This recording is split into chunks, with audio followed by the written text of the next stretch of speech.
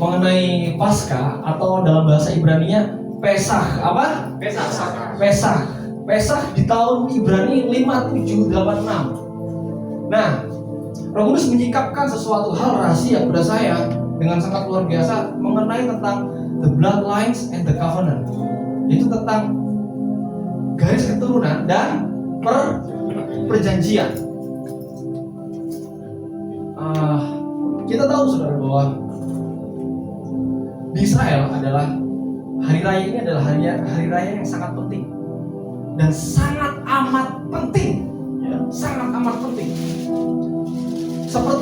Seperti yang Tuhan Yesus ajarkan sendiri bahwa ketika perjamuan terakhir, kalau saudara ingat ketika Yesus memecah-mecahkan roti dan membagi-bagikan anggur, dia bilang ini, perbuatlah ini sebagai peringatan akan. Dia tidak berbicara peringatan akan aku mengenai kelahirannya.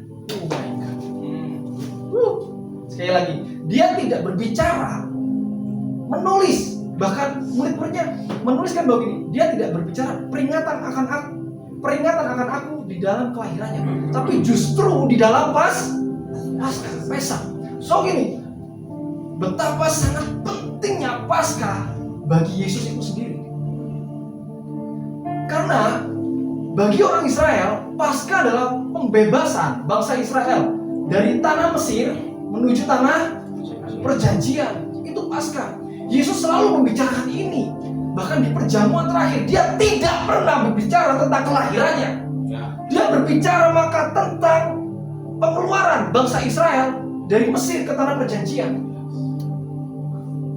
Makanya saudara, di komunitas kami, di worship and community, kita selalu mengacu pada akar Ibrani, yaitu gini, apa yang bangsa Israel terima, kita juga harus terima. Amen. Setiap janji, setiap berkat, setiap perkataan Tuhan, ketika mereka terima, kita juga harus terima. Amin. So ini saudara, kita harus tangkap ini benar-benar. Boleh next? Nah, kita mulai buka di dalam Keluaran 12 ayat yang ke-22 sampai 23. Kita akan baca bergantian. Semoga kelihatan ya saudara. Kemudian kamu harus mengambil seikat hisop dan mencelupkannya dalam darah yang ada dalam sebuah pasu, dan darah itu kamu harus sapukan pada ambang atas dan pada kedua tiang pintu. Seorang pun dari kamu tidak boleh keluar pintu rumahnya sampai pagi. 23.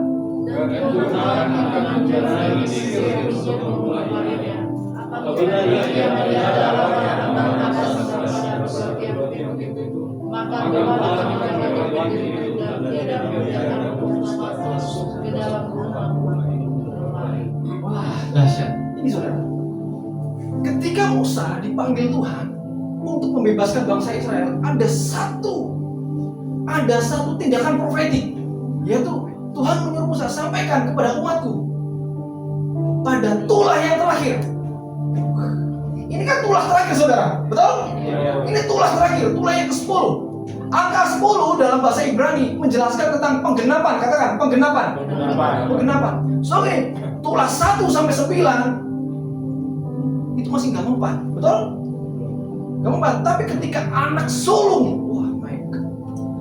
Saudara lihat nih, perhatikan. Ketika anak sulung berbicara, itu berbicara mengenai identitas, berbicara tentang garis keturunan. Dia gini, anak sulung berbicara tentang legacy, tentang warisan. Makanya ketika bangsa Israel disuruh ambil korban anak domba Paskah dan sapukan di ambang pintu, betul? Di ambang pintu. Secara huruf Ibrani itu ada 3 huruf saudara. Tapi yang mau saya bahas untuk di slide pertama adalah huruf Taf. Katakan Taf. Taf itu berbicara tentang ini, perjanjian. Katakan perjanjian. Taf itu berbicara tentang yang akhir, penggenapan. Makanya di dalam Yesus sendiri, dia selalu bicara ini, akulah Alef dan Taf, akulah Alfa dan Omega. Omega itu Taf, terakhir. Makanya ketika anak sulung tulah ke-10, udah gak bisa apa-apa saudara. So ini, tanda darah adalah lambang perjanjian. Katakan lambang perjanjian. So ini, tanpa adanya perjanjian tidak mungkin ada penebusan. Nah, tanda taf, pintu taf itu secara simbol, itu simbolnya adalah the cross, salib. So ini, makanya salib dari zaman Musa itu sudah ada, bukan dari zaman Yeshua, tapi taf itu sudah ada. Makanya secara simbolik itu cross, salib. Makanya dioleskan darah di ambang pintu. Ingat loh, ada kata-kata yang dahsyat bilang gini, kamu tidak boleh keluar pintu rumahnya sampai pagi. Hanya orang-orang yang berada di dalam penebusan, hanya orang-orang yang berada di dalam penebusan, dan hanya orang-orang yang memiliki tanda darah, orang-orang itu dan keluarganya bisa dilepaskan. Artinya apa saudara? Di dalam perjanjian baru, ketika Yesus menggenapi melalui dirinya sendiri, Tuhan kan bilang gini, jikalau kamu tinggal di dalam aku, jikalau kamu tinggal di dalam aku sama, jangan keluar. Mungkin bangsa Israel tahu, oleskan tanda darah. Yang taat gak mati, yang gak taat mati. Karena gini saudara, Tuhan sudah bilang bahwa jika berbicara mengenai the bloodlines, garis keturunan atau the blood, darah, itu nyawa ganti nyawa, betul gak? Mata ganti mata, betul? Itu di dalam konsep perjanjian lama. So, makanya gini, Yesus gak bisa gini. Bukannya Tuhan tidak bisa menebus tanpa darah, tapi gini, apa yang keluar dari mulutnya, firman itu tidak boleh kembali dengan sia-sia. Betul? So ini, hanya orang-orang yang tinggal di dalam area penebusan, orang itu dan seisi rumahnya diselamatkan.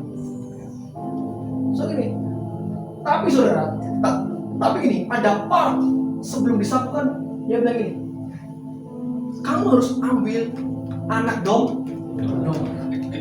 Artinya adalah korban itu bukan bagian Tuhan. Tuhan mengeluarkan, tapi Tuhan mengintervensi. So gini, kamu harus ambil anak domba, kamu harus mengorbankan. So gini, harus ada kerjasama. Halo, harus ada kerjasama. Supaya apa? Supaya gini, tanda kerjasama artinya gini, kita didealing dengan Tuhan. Oh my God. Katakan sama-sama, didealing. Saudara dan saya harus didealing. Makanya gini, banyak salah konsep orang percaya. Bilang gini, udahlah, terima aja, Yesus sudah menebus kamu. So gini, saya mau bilang dengan tegas, tidak semudah itu saudara. Jangan anggap ini, aku sudah terima Tuhan Yesus sebagai juru selamatku, aku akan selamat. No, ada perjalanan yang harus kamu tempuh. Ketika Israel dipanggil keluar, apakah dia tiba langsung ke tanah perjanjian? No, dia lewat tanah padang gurun. So ini, Tuhan, aku sudah percaya, aku sudah dibaptis, aku sudah melayani, pasti aku selamat. Ada teologi yang cacat di sini, ada yang salah. So ini, ada perjalanan yang harus ditempuh. Makanya ketika Yesus bilang Nisam, Taf, atau tetelestai, atau apa sudah selesai, itu bagian Yesus yang sudah selesai. Makanya darah itu pintu gerbang, bukan akhir. Oh my God. Kalau darah akhir, kita gak akan melakukan apa-apa, bahkan gak perlu ibadah di sini, betul? Tapi Yesus gini, inilah darahku yang kutumpahkan bagi banyak orang. Oh my God. So ini, kalau mindset orang percaya, orang Kristen masih bilang gini, yang penting aku pelayanan, yang penting aku sudah dibaptis, aku percaya. Dan kamu tidak berada di dalam agenda Tuhan, celakalah kamu.